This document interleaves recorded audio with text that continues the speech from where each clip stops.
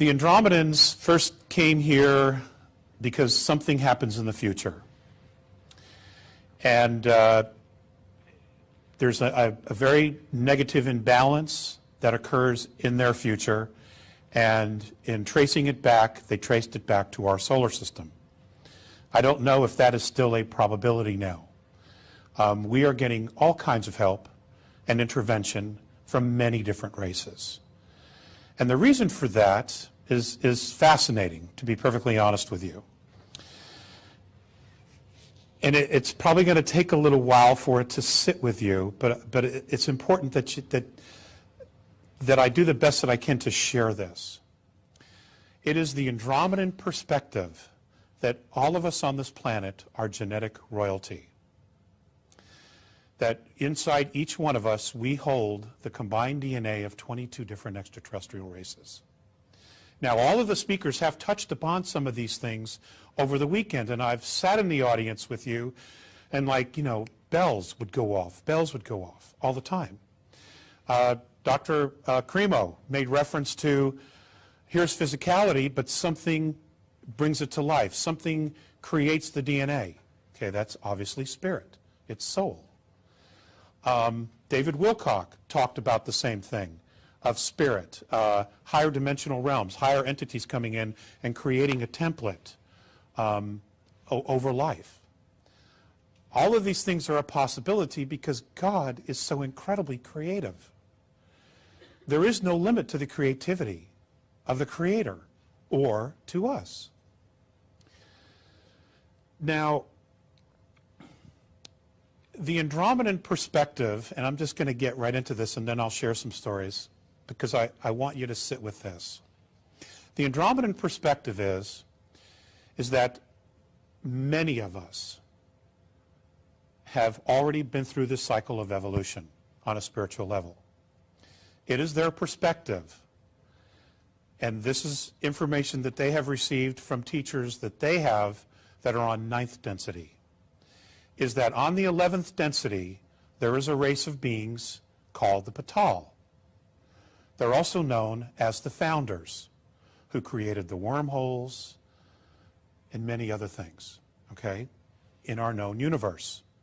The Vidya, it's a holograph. Those who created our holograph, the original ones who created our holograph. Apparently, the spiritual evolution of our universe got stuck. Somehow it got stuck. And it was interesting that David Wilcock talked about that last night as well. It is their perspective that this group of Patal left eternity to fall back into the concept of time. And that many civilizations, approximately 21 civilizations, in 3rd density, which are going through the same process we're going through, Patal are on all of those planets.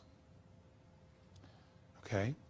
So now you have highly spiritually evolved beings who came in to time, choosing to forget who they were, stepping into genetic royalty physicality.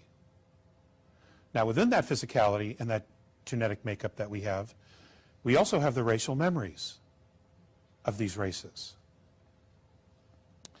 Now, that's profound because when you take a look at the idea that many of these different races come from completely different environments, completely different living habitats and ecosystems, which we'll talk about, there truly is absolutely no limit to what we are and what we can do.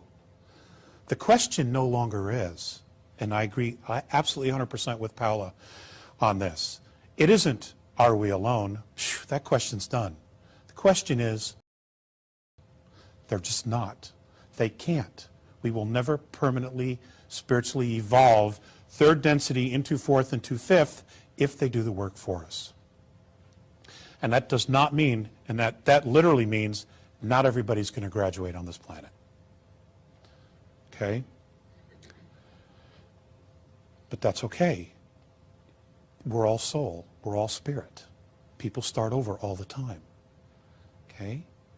The idea here is, who wants to? okay? You all have what it takes.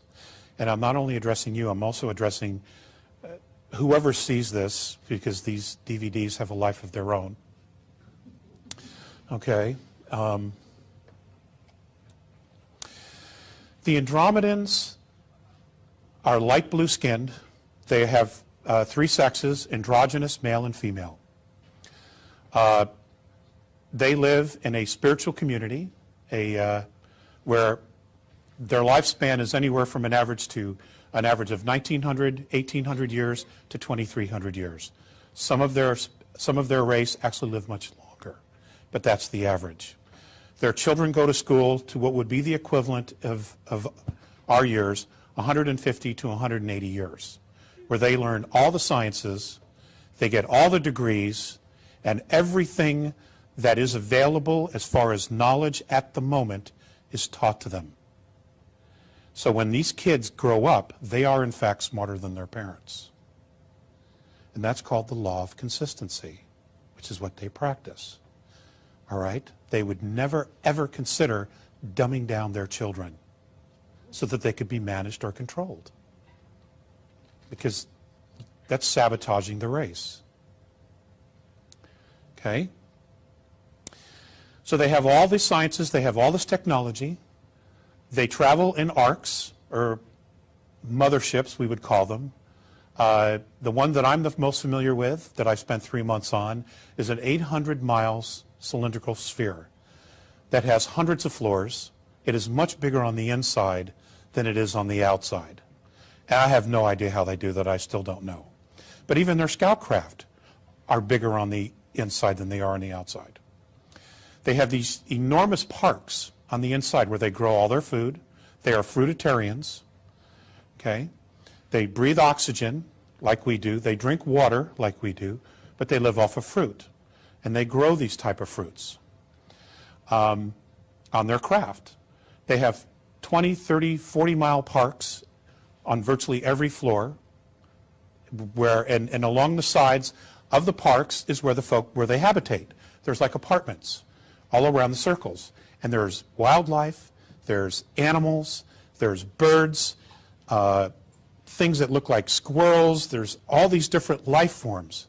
They also have a lot of different colors. Because they're fifth density, their color spectrum is 221 colors, where our bandwidth is only 72 here. So it's impossible for me to share with you some of the colors that I've seen, because there's just no way, there's no point of reference for me to share that with you here. They have animals that, well, the closest thing they have is something that looks like a squirrel, but it isn't a squirrel. Okay, but it's very clever, and all the animal life is telepathic. It completely interacts with all of the people there. The children are all telepathic. They do not speak. Very few do. Morine has learned to speak, and that's because of my relationship with him over the last 40 years. He made an effort. Okay, I got way ahead of myself, didn't I? Hey, it's been a while. I'm a little nervous. My relationship with the Andromedans have been primarily with 2 beings. A very old gentleman, a sage. His skin has gone pale because of his age. His name was Phaseus. They don't really use names, they use symbols, but for the benefit of me, because of our culture and how we like to label things on the planet, his tone, his frequency, his symbol would equate to the word Phaseus. So he was Phaseus. Phaseus was about 4 foot 11, 4 foot 9 tall. Very old. In our years, he was 4,300 years old. So he was like a Yoda, but very stiff, very stiff. Morine, on the other hand, is 2,300 years old. He was very young, very strong. He's 7 foot tall, 400 pounds, and he's just perfect. He's loosened up. He's learned to talk. He has a sense of humor. Many of them do, but because they're telepathic, you don't actually hear the jokes. Okay. And and I was very self-conscious in the beginning because sometimes they would look and then they would smile and kind of giggle and you know they're talking about you, but you just don't know what it is, you know. You can't even eavesdrop. So it's been an extremely interesting experience.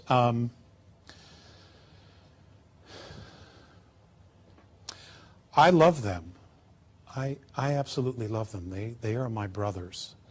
They are my family. And the Andromedan people love us because genetically they're connected to us. And they have been extremely worried about us for a long time. There was at one point a council meeting in Andromeda. It's only held there. They don't run it. It's only held there because it's a central point for many star systems in that part of our galaxy to talk about us. And I think it's noteworthy to tell you about this. I was told about this in the late 80s. But they don't have the same kind of time that we do. So I don't know the exact time that this meeting actually occurred. But they only shared it with me in the 80s when I was living in Malibu. There was a meeting to decide what to do here. There was a great deal of concern about intervening to assist us in our evolution because there were outside influences that were doing everything they could to suppress our evolution. And that's a whole other story. A very large contingency, fortunately, thought that it was in not only their best interest, but in our best interest to at least give us the opportunity to make our own choices without being manipulated. A smaller group made the argument, and this was their argument. They don't respect themselves, they don't respect each other, and they don't respect their home. What is their value?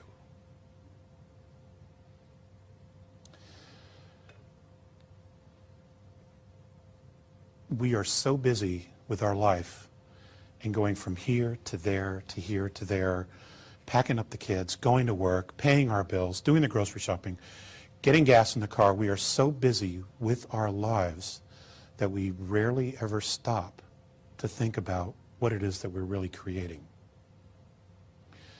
Sometimes something has to happen, like a 9/11, like the cyclone that just hit Myanmar, the earthquake that hit China, where we're jolted out of our reality and we're able to take a step back and say, whoa, what are we doing? I share that with you because most of humanity is in that place. You know, their heads down and they're just pushing along, plodding along, trying to survive, trying to do everything that we've been doing and our ancestors have been doing for thousands and thousands and thousands of years. None of that stuff's going to work anymore. Okay? I know you guys already know that. Okay, the old paradigms are crumbling. They're done. It's just a question of time before they completely collapse and fall. And if you're watching that, if you're watching the world, you're beginning to see it. It's all crumbling. One of the things that the Andromedans are in awe of us about is our ability to create domains of knowing. So what am I talking about? The idea of human rights, the idea of a Bill of Rights, individual liberties, guaranteed rights of a people, how to live and how to be treated. That has not existed on our planet forever. Okay? But we created that.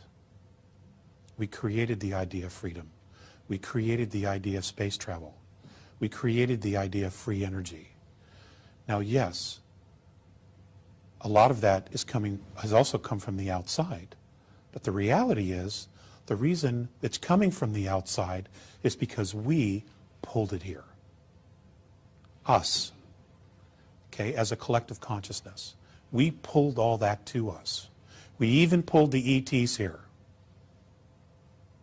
And they've been here for a very, very long time. Okay, the worshiping of the gods, Hermes and Titan and yada, yada, yada. Okay? We did that because we are that powerful.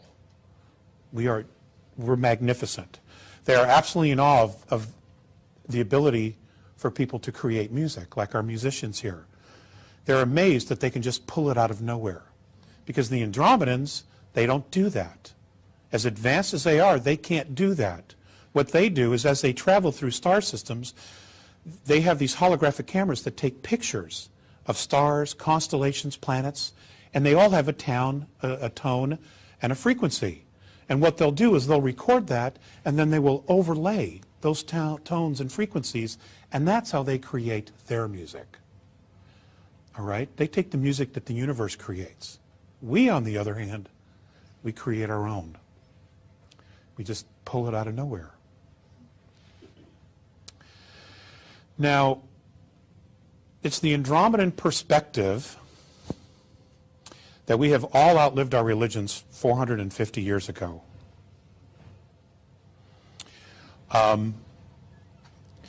But you know, everybody's looking, everybody's trying to find their own way. And hopefully they will all find it in their time. We do have a window, however. And I know that there's a lot of talk of 2012. I honestly do not know what's going to happen. I don't know exactly how it's going to happen. I don't necessarily know that I want to know. This is quite an adventure. And there is really something very profound about living in the moment. Because then you really pay attention. You're not thinking past it. You're really grateful for the moments that you're in right now and really gratified for those moments that you have. Because time is really the only currency that we have. It's not money, it's time. There's not a minute you can get back. You can always make another dollar, but there's not a minute once it's gone that you can get back. I wanted to share with you the definition of who we are supposed to be, or who we're going to become. I've asked this question several times, and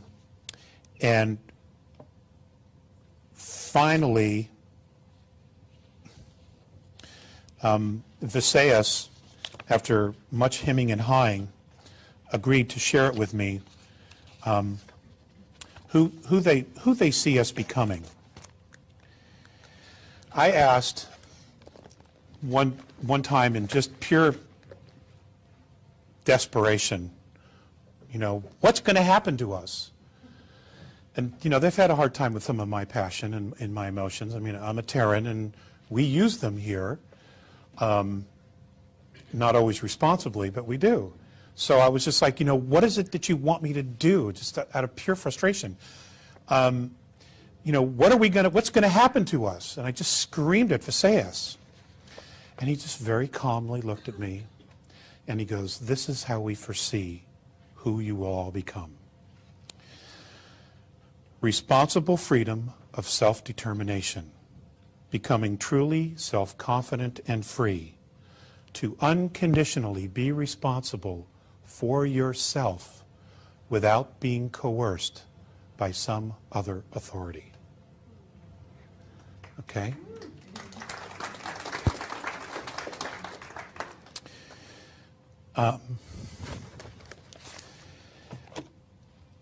They've said many, many times, we are already who we need to be. It's just a question of remembering. And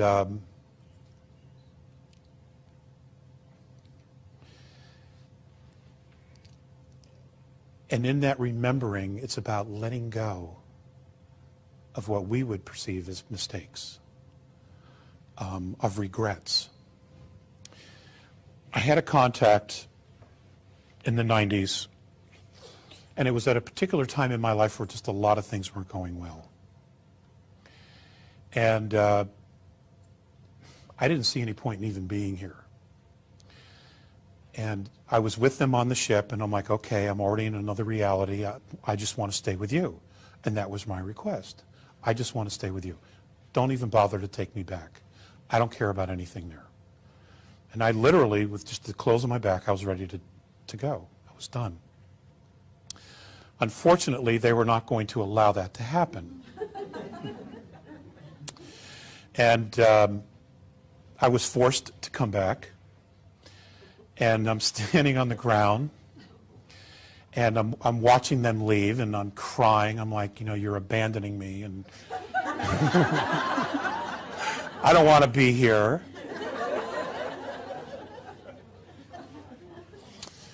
And Visayas was at the door, and he just very quietly and in his way telepathically said, Alex, the love that you withhold is the pain that you carry, lifetime after lifetime.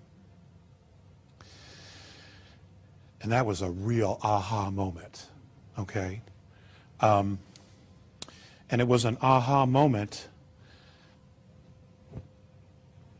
because we make decisions like that without ever thinking about them, really. Somebody calls us on the phone, hey, I really need to talk to you. I have a situation, and you're like, I've had a crappy day. I can't be bothered with it. And you just don't call them back. Or the kids want to do something, and they really want to do it, and you're just too tired, and you say, no, we're not going to do it. And the decision isn't that you could do it. The decision is that you chose not to do it. And maybe those aren't the best examples, but we all have made choices to withhold love. From partners, from family, from ourselves. We've all made those decisions. And those are tough. Those are really, really tough to look at. We've all been there. And being consciously aware of not choosing to withhold love is an amazing feat. And it is not an easy one either. And there's not a day that goes by that I don't remind myself of that. I mean, that was an aha moment that's with me every day now. Doesn't always mean that, I always make the best choices or the right choices.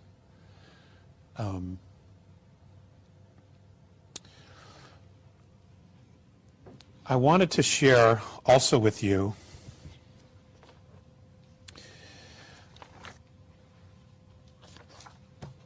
something that they have shared regarding time. No, I'm going to wait on that. On the worship of the isness. Now, one of the first questions that I had for them when I was a little boy, these contacts started when I was 8 years old, and I was vacationing in the upper northern peninsula of Michigan. My family was living in Illinois at the time, Elk Grove Village, Illinois, and my grandparents owned a cabin up near the Woodstock Crooked Lake area of northern Michigan. And we used to go up there every summer, and it was awesome. It was just an awesome place. And the first contact, we had gone out into some fields we had all the family there. It was a big gathering, all the cousins, and we were on a family picnic. And we went up there we went out to this huge field where the picnic area was, and there was very high grass and acorn trees everywhere, chestnut trees, and we went out to play hide and go seek. Because the grass was tall, a lot of us would just lay down on the grass and we would just hang out. Well, that's what I did, and it was, mid-afternoon. I don't know the exact time because, children don't pay attention to that. But when I came back and I realized that I was on the ground, it was nighttime. But what had happened was I had fallen asleep, and the next thing I remember is I am on this table, and there are two gentlemen standing on either side of me, Visayas and Morine. Now, what's interesting is that I had an absolute instant recognition of who they were, and I cannot explain it, other than it was a soul connection. But when you meet somebody, you just know them. It was one of those. And they were very, very sensitive. They were very warm. They were very friendly. I didn't feel a moment of fear whatsoever. And I remember them helping me sit up, and I'm just looking, and well, where am I? And Visayas said, well, you are with us. And I said, well, where's that? And he said, well, you are aboard our craft. We have come back to visit you. And at that point, monitors, the walls were just like this, right here. Okay, but round, circular. There was a light in the room that I simply don't know where it came from because there were no light fixtures whatsoever. The table was just some kind of a metal table with a pad on it, except it was a different type of metal. And all of a sudden, monitors start popping out from the walls, like out of nowhere. Turns out that this is their holographic technology, all this instrumentation. And all of these things were showing me pictures and of things of going on that were going on inside my body. At one point, Visayas reached under the table, pulled out something which looked like a little yarmulke. It was metallic that had a hole in the center. He placed it on my head, and instantly a monitor directly in front of me pulled out of the wall and started showing me scenes, like movie clips, except they were scenes from lifetimes. And as I'm watching this, I am having a profound emotional effect watching this. And I know that that's me. I knew that the past lives that they were showing me were me. And it was me in completely different bodies, extraterrestrial bodies, different life forms, male, female, androgynous, and it was me. And I knew it was me. Ladies and gentlemen, it was profound. It was absolutely profound. They told me that they had come back to visit because genetically, or on a soul level, I was part of them. That I had come here 62,000 years ago as an outpost on Earth and got caught between a skirmish between two other rival extraterrestrial races here, and I was killed. So I had been here for a while, trying to evolve out of this. Or I made choices to be here. I don't exactly know that.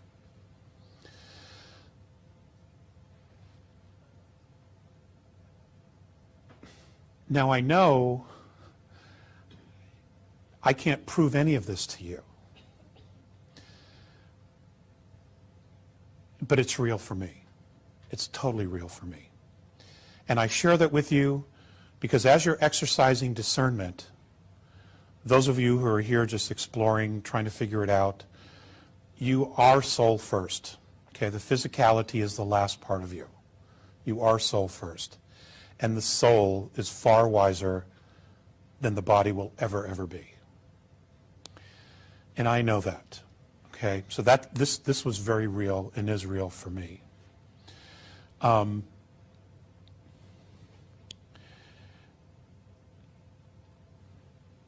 December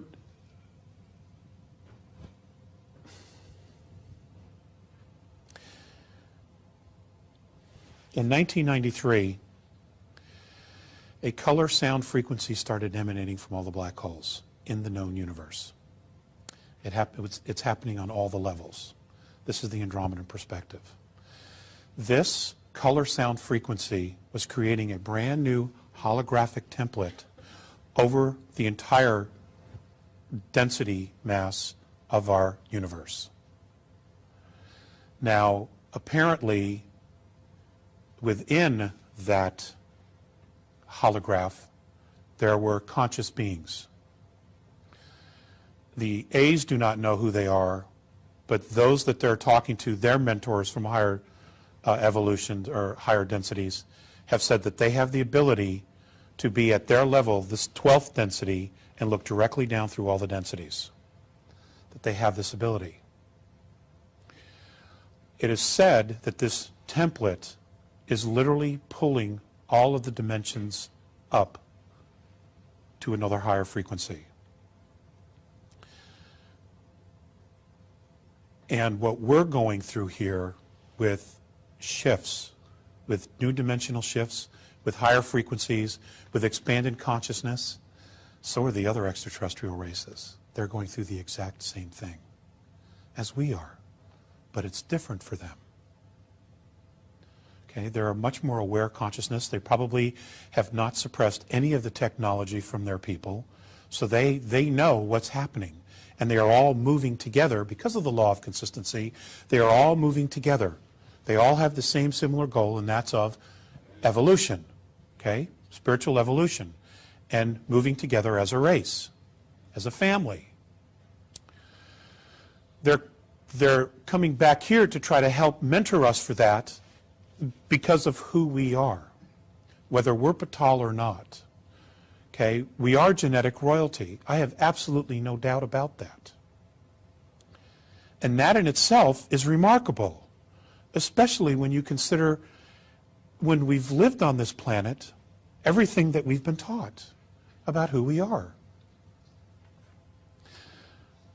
Religions have punished us profoundly. Science says we're just a pool of chemicals that was created by a mistake. It's remarkable. But we're none of that. We're absolutely none of that. And my guess is that we had this planned all along.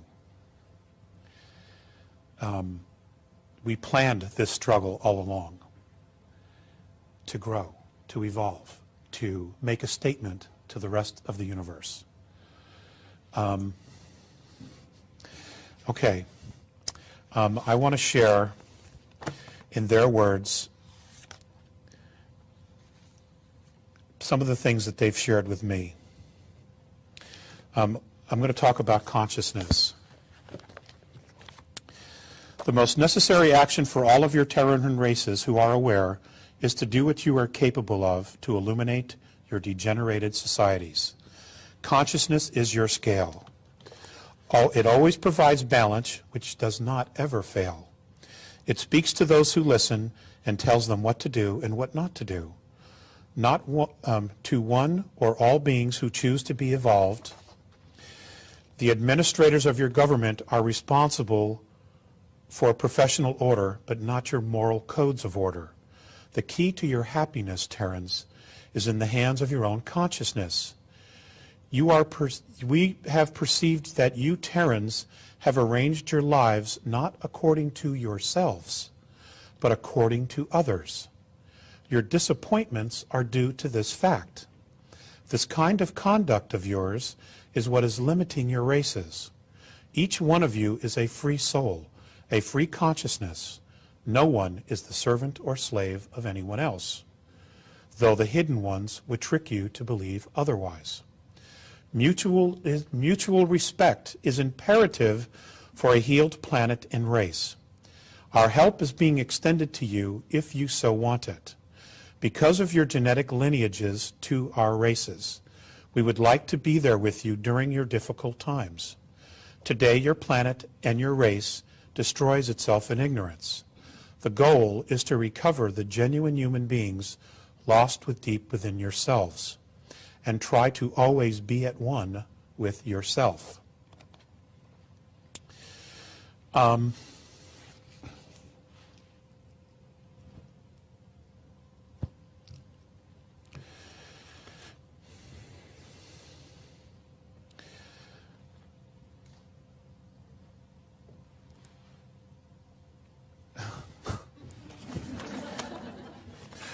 really out of source here. Okay. I'm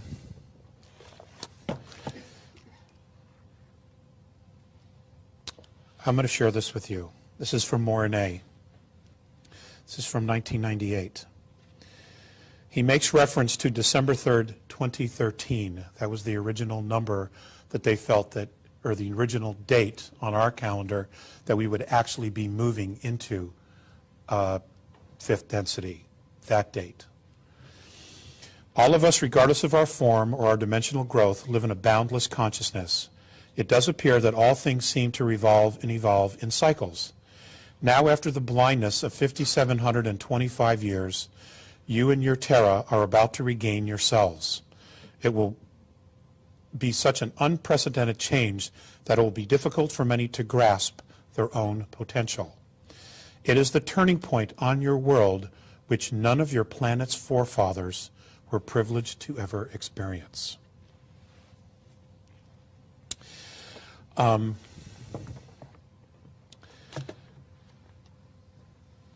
I have just some light? Please? Any light? Any light? Yeah, the ceiling light. Thank you.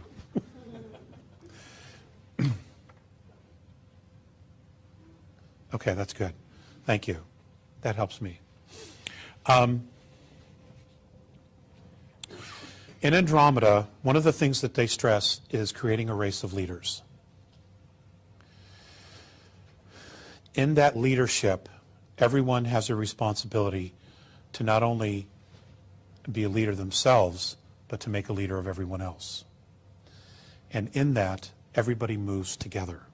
There may be varying different degrees, but everybody moves together.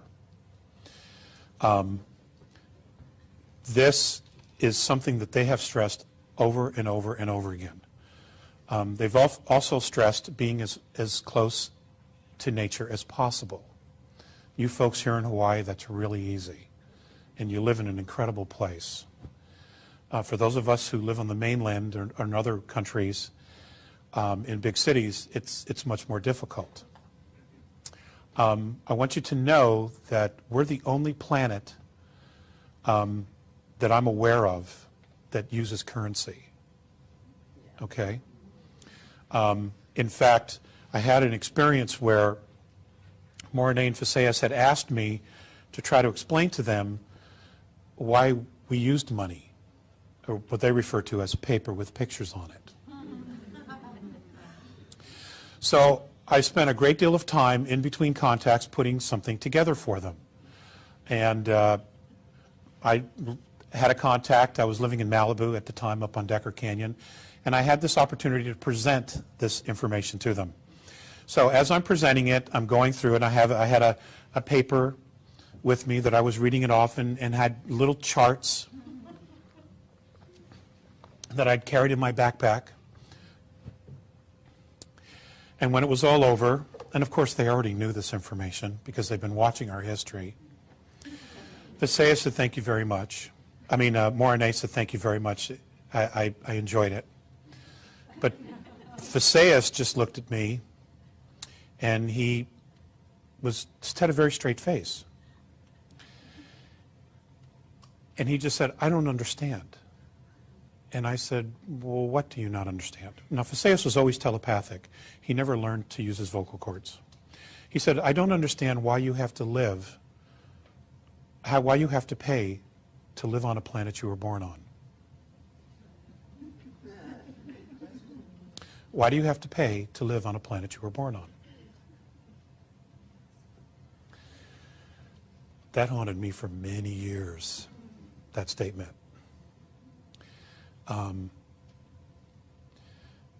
Because, how do we unravel that? What do we create in order to drop that paradigm? And how do we create it? Who's going to step up and say, you know what? We have fought wars over money. We have fought wars over gold. We have fought wars over this and fought wars over that. We have nearly destroyed the planet. We have destroyed species. We're destroying humanity. And it's all over power, wealth, and things like that. How do we move from this paradigm to the next paradigm? How do we do it? I know that there are a lot of folks trying, making suggestions, talking to people, sharing their perspectives. I know there are a lot of contactees or folks, there are hundreds and hundreds, probably thousands, who have not come forward yet. The extraterrestrial civilizations have given up on the governments of the world, of Earth, a long time ago. The only ones that are actually fully integrating with a lot of the Earth governments, you don't really want to meet anyway. So,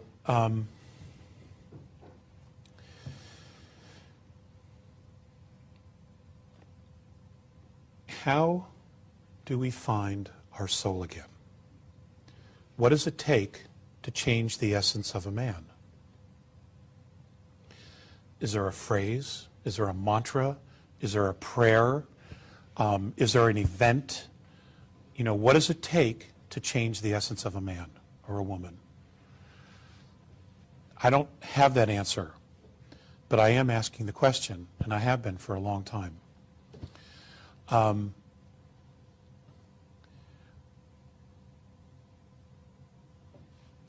Many of us, and I'm not necessarily referring to the folks in the room here, many of us have completely lost our way. We know a lot of good people who would do anything for us as friends, but they simply don't have a clue. We want them to be aware of the changes that are coming, and you can put all this information in front of them and they're simply going to just dismiss it because it's too overwhelming to them. You know, they have to take it in little bites and little slices. They just simply don't want to deal with it because they're so overwhelmed just trying to manage a life that already doesn't work, okay, or they're not already happy with, because it's all that they know, and they're afraid to let it go because they don't have anything else to believe in, just what it is that they do every day. So in creating a new domain of knowing and asking the question, what is it that we want? It has to be something that everybody can take hold of a piece of. For example, every day there are little things that we could do to begin shifting our consciousness. Every day when we get up, the first thing we should do is be grateful that we're alive to see another day. And just make that acknowledgement. Spirit, thank you. Always tell your children that you love them. Every day. Tell them that you're proud of them. Always tell your wife that you love her, or your partner that you love her. Always be friendly and cordial at the office. Okay? When you hear an ambulance drive by, just say a blessing.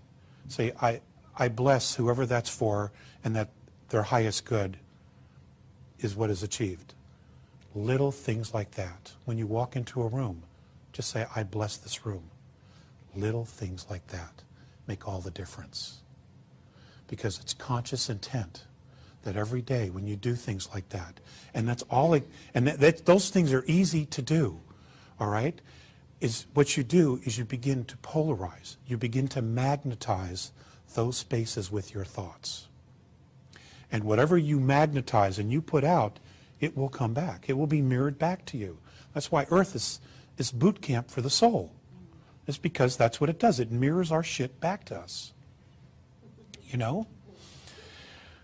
And the more shit, the more shit.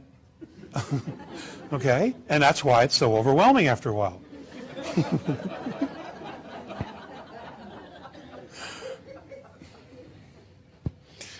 So it's little things. You know, and I share that because these are things that, you know, I've had to try to do, and I struggle to remember them every day. You know, but these are little things that I can do. You know, I bless my food, you bless your coffee. What you do is you just get into a space of blessing everything. And it does, in fact, change the frequency. It will change the people that you work with. It might take a little bit of a while, but these are simple things. It's just, you know, like the movie The Secret said, it's an attitude of gratitude. Okay? But they're just little things that you can remember to do every day. At lunchtime, go for a walk. Don't sit in your cubicle, but go for a walk. Go outside. When you go to the bathroom, if you work in an office, when you're done, instead of going right back into your office to your cubicle, go downstairs, go outside, loop around the building, and come back in. Just give yourself a break. Just remember where you are. Don't get stuck in just being so in a rut that you forget. Because it's easy. That's, you know, that's why we're so stuck on Earth. And you know, the extraterrestrials, the visitations, the psychic phenomena, the paranormal phenomena, all of that stuff, ladies and gentlemen, is us. It's all happening to us because it is us. They're all reminders of who we are. All we have to do is get out of our own way. I want to share with you some things. I've shared with you the Andromedan perspective about who we are. I want you to know that Earth has been an experiment for a very, very long time. Every life form that's here has come from a different planet, different star system, in some cases even from different universe or galaxies. And what's happened is that each one of the life forms on this planet, virtually most of them, have been genetically altered to live in our ecosystem. Okay, an Earth environment, E-type, is actually very rare. This is not the norm. This is a very complicated ecosystem that we live on. Many of the creatures on our world would be found in other planets, other star systems, in methane, on methane planets, hydrogen planets, carbon, all different kinds of chemical components that we haven't even discovered yet, that these life forms live in. But as travelers travel through space, what they'll do is they'll pick up these life forms. They will collect DNA. And then what they'll do is they'll experiment with it. They'll try to recreate these life forms, just like we are at a place of doing now. This is not new. Civilizations have been doing this forever, okay, to try to improve or to see what happens.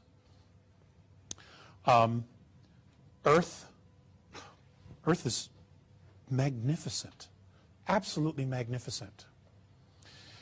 And many of the extraterrestrial races that have talked to the Andromedans have just been beside themselves at how bad it's gotten. They just don't understand why we, as a race, would allow any of our governments to use technology that they know is harmful to the planet. They just don't get it.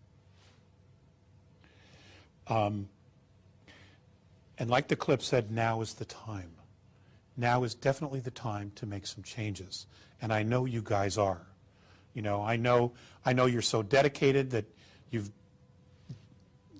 made the time and put the resources together to come here to hear the speakers, to make the changes within yourself, to share this stuff with your friends and share the DVDs. I know that. But like I said, life, these tapes, these DVDs have a life of their own. They go other places. Thank you. I